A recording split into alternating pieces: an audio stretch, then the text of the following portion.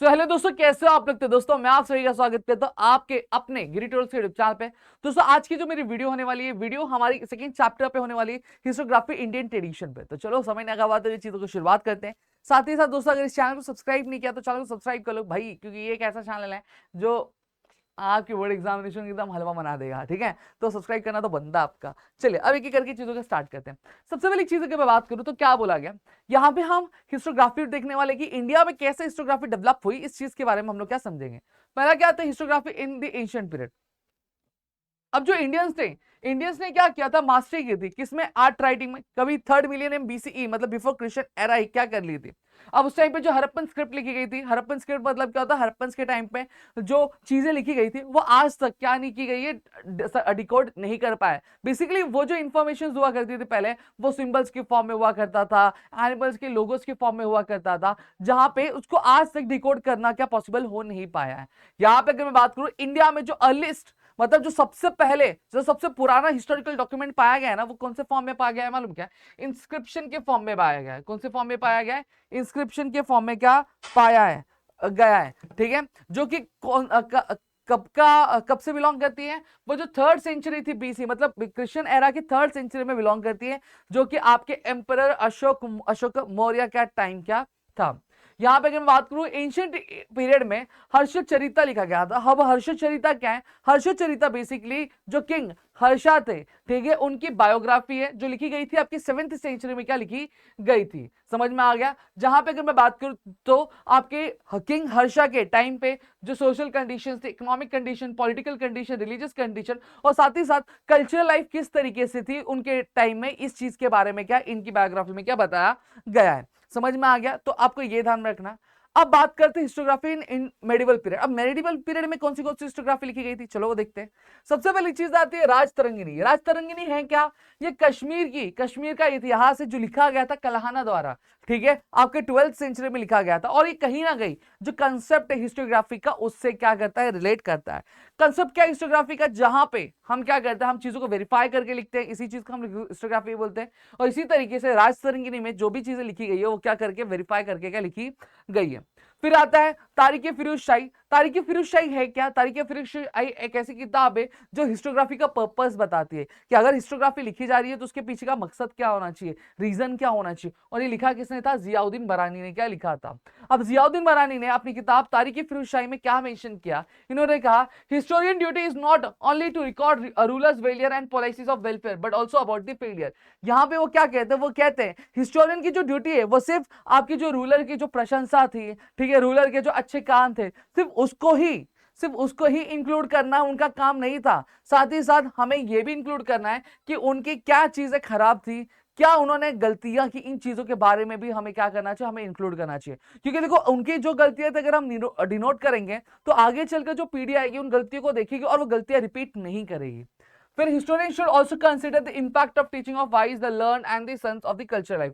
अब यहाँ पे इन्होंने ये कहा कि जियाउद्दीन बरानी ने कि हमें हिस्टोग्राफी में जो वाइज थे, जो इंटेलिजेंट पर्सन थे, जो संत साधु हुआ करते थे, उनकी जो टीचिंग्स है उन टीचिंग्स को भी हमें क्या इंक्लूड करना चाहिए। फिर क्या आता है बाबर। बाबर क्या थे? फाउंडर थे मुगल एम्पायर के। ठीक है, इन्होंने एक बुक लिखी जिसका नाम क्या? तुजुकी बबरी। ठीक है, ये उनकी ही ऑटोबायोग्राफी थी कि बाबर की जो लाइफ में जो भी चीजें, वे जो चीजें घटित हुई उसके बारे में उन्होंने क्या लिखा था। अब इसमें क्या क्या आता था, इसमें क्या क्या चीजें इंक्लूड थी, इसमें इंक्लूडेड थी जो भी लड़ाइयां इन्होंने लड़ी उसके बारे में था। साथ ही साथ जो भी चीजें वो अलग अलग जगह पे जाके उन्होंने देखा उसके छोटे छोटे डिस्क्रिप्शन अवेलेबल है। साथ ही साथ जो जो शहर उन्होंने ट्रैवल किया उन शहरों की इकोनॉमी कैसी थी, उनका कस्टम कैसा था, वहां पे फ्लोरा फोना कैसा था, इस चीज के बारे में क्या इन्होंने लिखा। डन, ये इंपॉर्टेंट है, इसको थोड़ा सा देख लेना, समझ में आ गया। अब आता है भक्कर।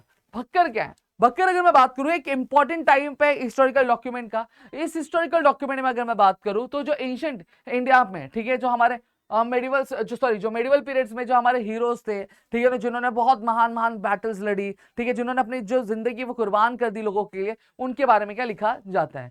सबसे पहले आता है सभासद भास्कर। सभासद भास्कर हमें किस चीज के बारे में इंफॉर्मेशन देता है? हमारे छत्रपति शिवाजी महाराज जी के रूल के बारे में क्या हमें इंफॉर्मेशन देता है। ठीक है, जो लिखा किसके द्वारा गया था? ये सभासद भास्कर लिखा गया था कृष्णाजी आनंद सभासद द्वारा क्या लिखा गया था। और ये इन्होंने कौन से पीरियड में लिखा था? ये हमारे छत्रपति राजाराम महाराज जी के पीरियड में इन्होंने लिखा था। तो याद रखना, सभासद भास्कर लिखा किसने? कृष्णाजी आनंद सभासद ने लिखा था। ये इंफॉर्मेशन किसके बारे में देता है? हमारे जो छत्रपति शिवाजी महाराज जी थे उनके रूल के बारे में क्या सभासद भास्कर में लिखा हुआ है। और ये लिखा कब गया था? हमारे छत्रपति राजाराम महाराज जी के पीरियड में क्या लिखा गया था, उनका जब रिंग था तब लिखा गया था। ठीक है, फिर आता है भाऊसाहेबांची भाकर आणि पानिपतची भाकर। भाऊसाहेबांची भाकर और ये जो पानीपतची भाकर, ये क्या करता है? ये जो बैटल सी पानीपत की, इसको क्या डिस्क्राइब करता है। फिर आता है यहाँ पे अगर हम बात करें तो बहुत सारे टाइप के भाकर हमें क्या देखने मिलते हैं। ठीक है, जहां पे हमें किंग की बात और एक और भाकर, एक होलकरांची खैपेत, ये क्या देता है? ये हमें ये बताता है कि जो आपके होलकर्स के जो कंट्रीब्यूशन थे, ठीक है, मराठा रूल के टाइम पे, उसके बारे में हमें यहाँ पे बताता। अब भाकर बहुत अलग अलग टाइप के होते हैं, जो बायोग्राफीज बताती है, जो एक पर्टिकुलर पीरियड की हिस्ट्री बताती है, जो इवेंट्स की डिस्क्रिप्शन को देती है, ठीक है, ऑटोबायोग्राफीज बताती है। क्लियर हो गया? साथ ही साथ गलतियों के बारे में बताते हैं। ऐसे बहुत सारे टाइप के भाकर होते हैं। अब next we are going to study about the historiography in the modern period. अब मॉडर्न पीरियड में हिस्टोग्राफी कैसी थी, इस चीज के बारे में हम लोग यहाँ पे देखने वाले। समझ में आ गया? और 20th सेंचुरी में अगर मैं बात करूं तो इंडियन आर्कियोलॉजिकल एक्सप्लोरेशन और रिसर्च क्या स्टार्ट हुआ था ब्रिटिश रूल में इंडिया में। ठीक है, सर अलेक्जेंडर कनिंघम ये पहले डायरेक्टर जनरल थे आर्कियोलॉजिकल सर्वे ऑफ इंडिया के। अब अगर आप ये देखोगे तो ये आपको फिलिंग द ब्लैंक्स में क्या पूछा जाता है। अब इन्होंने क्या किया? इन्होंने ऐसे साइट्स, अब जब एक्सकावेशन के लिए इन्होंने ऐसे साइट चूज किए जो कि बुद्धिस्ट टेक्स्ट या फिर हरप्पन सिविलाइजेशन में क्या डिस्कवर किए गए थे। ठीक है, बुद्धिस्ट टेक्स्ट और हरप्पन सिविलाइजेशन में डिस्कवर किए गए थे। और किसके टेन्योर के टाइम पे? सर जॉन मार्शल के टाइम पे। मतलब क्या बोला गया? मतलब ये बोला गया है कि ऐसी ऐसी साइट्स क्या चूज की गई जहां पर जिसके डिस्क्रिप्शन कहां पे दिए गए थे? बुद्धिस्ट टेक्स्ट में जिसके डिस्क्रिप्शन क्या दिए गए थे, बुद्धिस्ट टेक्स्ट में जिसकी डिस्क्रिप्शन दिए गए थे, वैसी साइट्स क्या चूज की गई थी। और हरप्पन सिविलाइजेशन के बारे में डिस्कवर कब किया गया? आपके सर जॉन मार्शल का जो पीरियड था, जो टेन्योर था, उनके टेन्योर में हमें हरप्पन सिविलाइजेशन के बारे में क्या पता चला। समझा? अब पढ़ते हैं हमारे अलग अलग हिस्टोग्राफी के टाइप में। सबसे पहला आता है कॉलोनियल हिस्टोग्राफी। इस पे आप देखो, अब ये जो कॉलोनियल हिस्टोग्राफी वगैरह हो गया, अब इस पे आपको शॉर्ट नोट्स वगैरह पूछे जाती, क्वेश्चन आंसर्स पूछा जाता, तो ये आपके लिए जरूरी बन जाता है। Early scholar who studied and wrote Indian history were British officer and Christian missionaries. मतलब पहले जितनी भी इंडिया के ऊपर इतिहास लिखे गई, जितनी भी किताबें लिखी गई इंडिया के इतिहास के ऊपर, वो सारी या तो ब्रिटिश ऑफिसर्स ने लिखा या फिर क्रिश्चियन मिशनरीज के किसी ऑफिसर ने क्या लिखा था। अब ये हमेशा ये जो इनकी जो किताबें थी, ये किताबें हमें पढ़ के ये क्लियरली समझ में आता था कि ये क्या करती है, ये इंडियन कल्चर को क्या नीचा दिखाने की क्या कोशिश करी आपकी कॉलोनियल हिस्टोग्राफी। समझ में आ गया? और इनकी जो राइटिंग थी इंडियन कल्चर को नीचा दिखाती थी, गलत दिखाने की कोशिश करती थी, और ब्रिटिश रूल को क्या ऊंचा और अच्छा दिखाने की कोशिश क्या किया करती थी। अब यहाँ पे कुछ एग्जांपल्स है कॉलोनियल हिस्टोग्राफी के। The 5 volumes of Cambridge history of India जो पब्लिश हुई थी ईयर 1992 से लेकर 1937 सीई में। फिर जो हिस्ट्री है ब्रिटिश इंडिया की, ये किसने लिखा था? जेम्स मिल ने लिखा था, जो पब्लिश कभी हुई थी 1817 में हुआ था। फिर जो हिस्ट्री ऑफ इंडिया, ये किसने लिखा था? माउंट स्टुअर्ट एल्फिंस्टो ने लिखा था, जो कि गवर्नर थे बॉम्बे के, और ये पब्लिश कब हुआ था? 1841 में हुआ था। फिर ग्रैंड डफ ने क्या लिखा था? अ हिस्ट्री ऑफ मराठास क्या लिखा था। डन?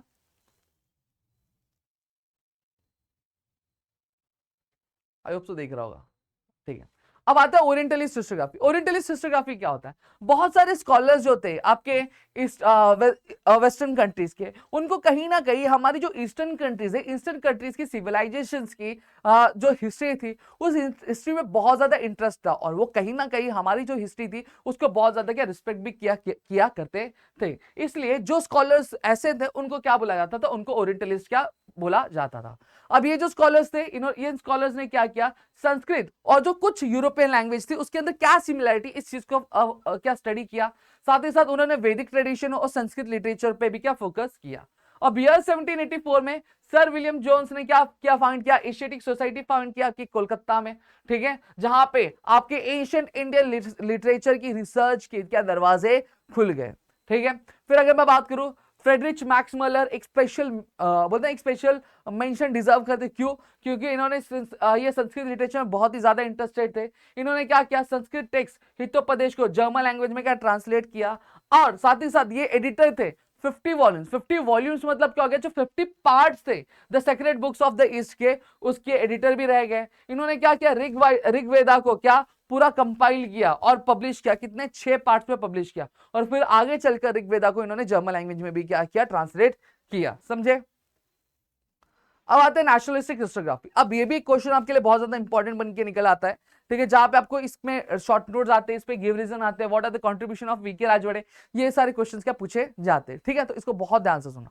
क्या बोला गया, नेशनलिस्टिक हिस्टोग्राफी मतलब क्या होता है। नेशनलिस्टिक हिस्टोग्राफी मतलब सीधी सीधी बात है, जब कभी भी जो इंडियन हिस्टोरियंस थे, जो आपके ब्रिटिश एजुकेशनल सिस्टम में ट्रेंड थे, जो कहीं ना कहीं कोशिश कर रहे थे कि जो ब्रिटिशों द्वारा आपके कॉलोनियल हिस्टोग्राफी के थ्रू जो इंडिया की जो इज्जत है वो नीचे की गई है या फिर नीलाम की गई, उस इज्जत को वो क्या करना चाहते थे, वो इज्जत को रिस्टोर करना चाहते थे, ताकि जो रीडर्स है, जो इंडियन रीडर्स है, उनका जो बोलते ना सीना है, वो गर्व से क्या चौड़ा हो सके। उस तरह की राइटिंग को हम लोग नेशनलिस्टिक हिस्टोग्राफी क्या बोलते थे।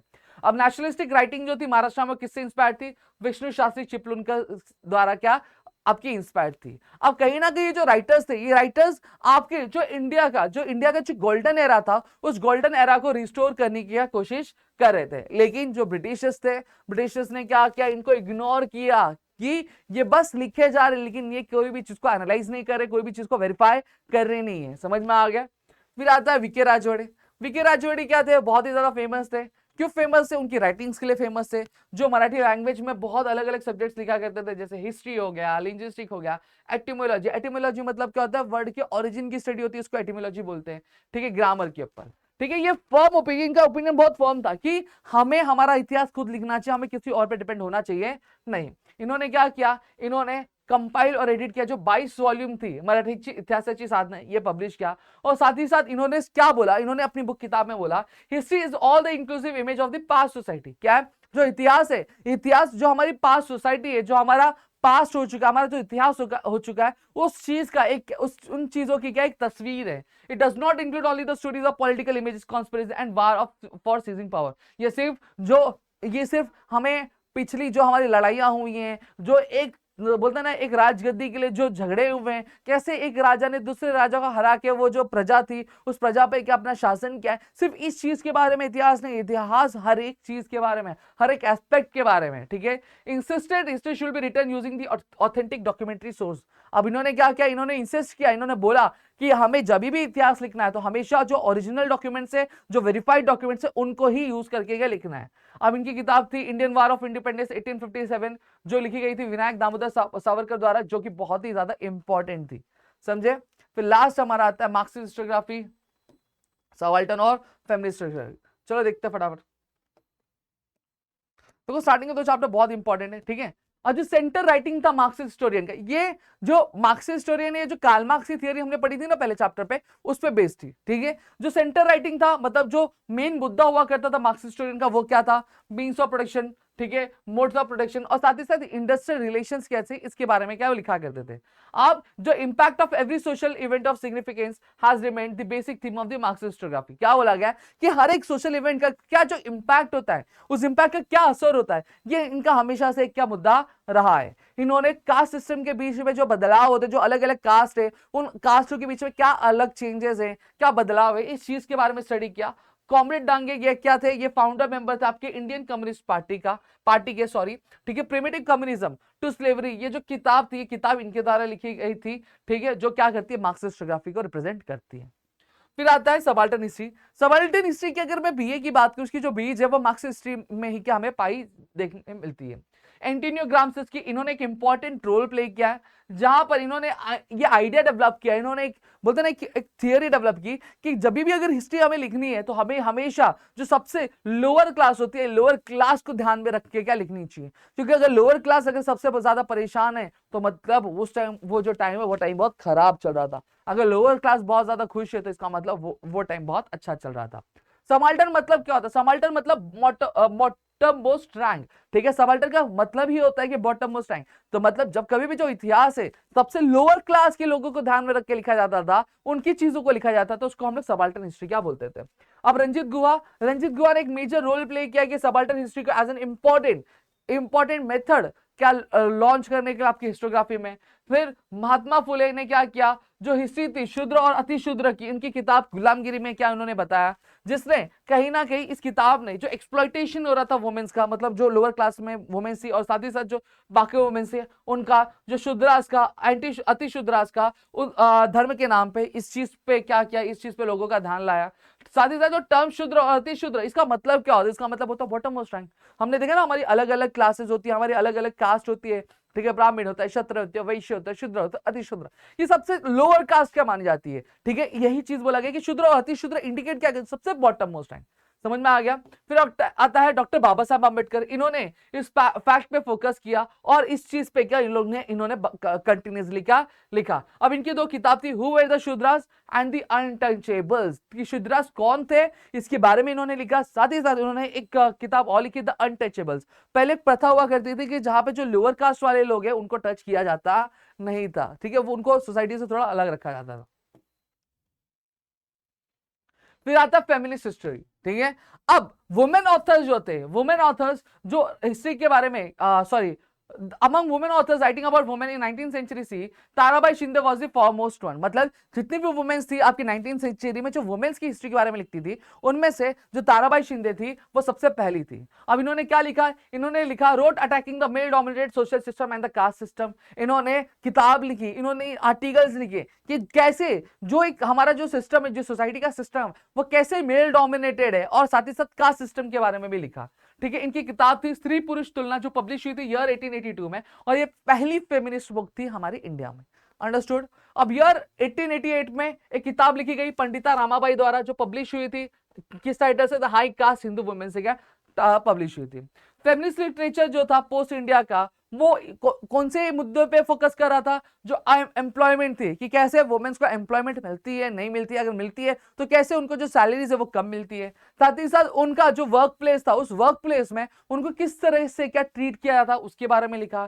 साथ ही साथ जो पॉलिटिकल इक्वालिटी लोगों को नहीं मिलती थी उसके बारे में लिखा। मीरा कोसंबी की बुक थी क्रॉसिंग थ्रेशोल्ड, फेमिनिस्ट ऐसे in the social history of importance. फिर डॉक्टर शर्मिला रेग्गे की जो वर्क था, जो काम था, बहुत ही ज्यादा बोलते नोटवर्दी, बहुत ही इंपॉर्टेंट है। उनकी किताब writing caste, writing gender, reading Dalit women testimonies, यहाँ पे जो दलित वुमेन्स की जो ऑटोबायोग्राफी थी, इस ओन ऑटोबायोग्राफी के बारे में क्या लिखा गया था। समझ में आ गया। तो यहाँ पे मैंने पूरा का पूरा चैप्टर एक्सप्लेन कर दिया। होप सो यहाँ पे पूरी चीजें क्लियर हो गई। स्टिल अगर और भी कोई डाउट है तो प्लीज मुझे कमेंट सेक्शन में कमेंट करके जरूर बता देना। वीडियो अच्छी लगी तो प्लीज वीडियो को लाइक करिए, चैनल सब्सक्राइब नहीं किया तो चैनल सब्सक्राइब करना। मिलता है हमारे अगले वीडियो में। जय हिंद दोस्तों।